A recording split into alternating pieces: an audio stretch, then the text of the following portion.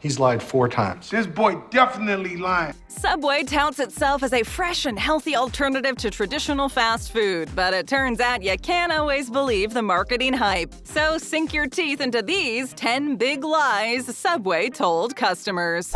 Let them eat frozen bread. I have to lie. Everybody lies. As part of the Subway chain's promotion of healthy, fresh eating, it has often promoted its breads as fresh baked every day right in the store. When you walk into your local Subway and smell the unmistakable aroma of bread baking, all seems well with the world. But the truth might not be quite so delicious. The fresh baked bread promise certainly implies that the dough is made on site, then lovingly put in the oven to bake. Unfortunately, the truth is that each store receives quantities of frozen bread dough that is baked as needed. Now that everybody knows, you don't really have to hide or lie to people. So technically, yes, Subway does bake the bread in its restaurants, but the bread isn't actually made fresh in the restaurant. So Subway has a little wiggle room here, but not much. As if this isn't bad enough, it turns out Subway doesn't make its cookies at the restaurants either. They arrive as balls of frozen dough just like the bread. It was probably too much to ask for a huge fast food chain that serves thousands and thousands of customers every day to take the time and effort to actually make its bread and cookies from scratch daily at every store. The truth is, most customers would be okay with this reality. The trouble is, this is at best a half-truth that encouraged people to believe something that isn't really true. Define all natural. Eat healthier. You too, Julius. Most fast food chains offer mostly greasy and salty food that is high in fat and calories, but Subway has marketed itself as the exception. This fast food chain is the healthier choice that uses all natural ingredients. The trouble is that its claims might depend exactly how you define all natural. Let's face it, Subway is not a farm-to-table type of business where quality takes precedence over quantity. They are in the business of serving as many customers as possible. It's not like the animals are raised and kept at the restaurants, so out of necessity, processed meats and cheeses are used to make the sandwiches. Uh-oh. That's not healthy. Like other fast food chains, Subway uses condiments and sauces that contain preservatives and other additives to keep them from spoiling. The employees would have to make the mustard and other condiments fresh every day to live up to the all-natural promise Subway has made to its customers. Perhaps the biggest problem with this all-natural line came when it was revealed that Subway's bread contained an ingredient found in yoga mats. Subway did remove the chemical from its bread in 2014. However, Subway's reputation took a hit, especially when it comes to its claims of all-natural ingredients.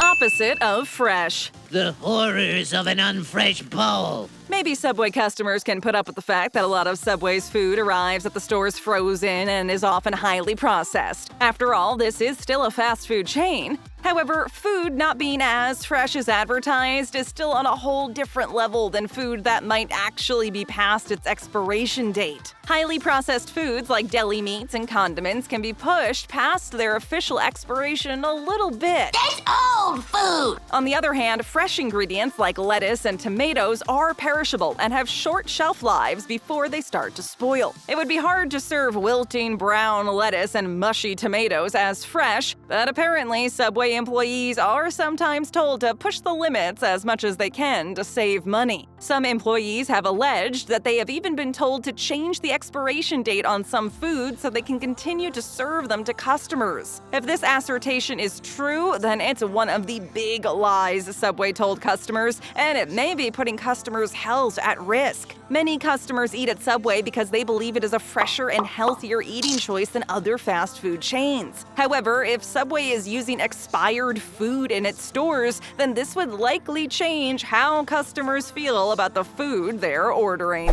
Handling of your food. I don't mind getting my hands dirty. Subway's reputation as a healthier and fresher alternative might imply that the food is always safe to eat, but this may be another one of those big lies. When you eat at any restaurant, you expect a basic level of hygiene, but even this could be in doubt when you eat at Subway. Employees have reported that dirty produce like tomatoes have been cut in the slicer, then meat would be put in the slicer without cleaning the equipment. According to the fast food chain's guidelines, employees are required to always follow strict hand washing procedures and proper glove usage for all food handling processes. Former employees have alleged that some workers don't always wear gloves or don't change their gloves as often as they should. Both issues could expose customers to bacteria. Germs, bugs, thousands of organisms are all around you all the time. Speaking of bacteria, there have also been reports of employees using dirty containers to store food, which would potentially expose customers to more bacteria. People have a right to be safe when they eat at any restaurant, so hopefully Subway is doing the best it can to address these issues and safeguard its customers and its reputation from further harm. The Price is Right? For just $5, it's a great start to anyone's day.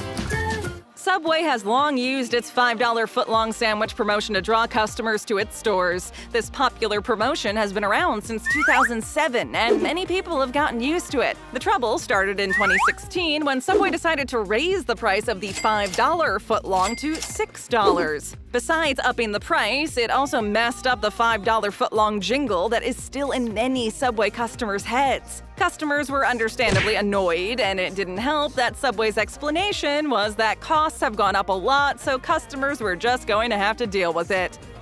Really?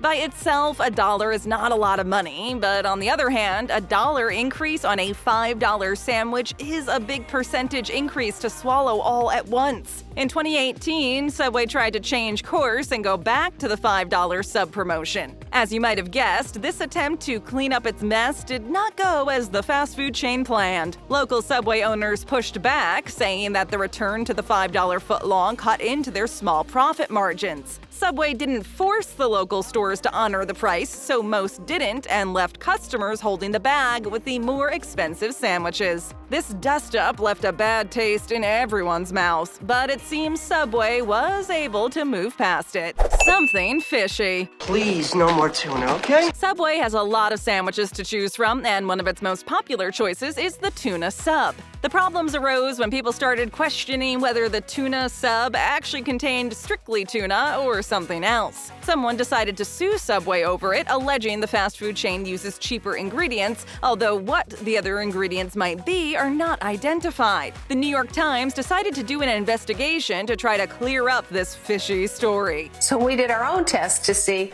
what's between the bread. It purchased several tuna subs at different locations, had the samples frozen, and then analyzed at a laboratory. Unfortunately, the results were not very encouraging. No tuna DNA was detected in the samples, but this doesn't necessarily mean that it's one of Subway's big lies. When tuna is heated, the proteins break down, making an accurate identification almost impossible. A separate analysis showed that the Subway tuna subs did in fact contain tuna as advertised. This revelation should make customers feel better about their sandwich choices. Obviously, Subway vigorously maintains that the second analysis is in fact correct, and there is absolutely no truth to the lawsuit that alleges the chain uses anything other than tuna. The lawsuit doesn't mention what Subway would be using instead of tuna, and frankly, we don't really want to know. Whatever the truth is, the tuna sub remains a popular choice at Subway restaurants.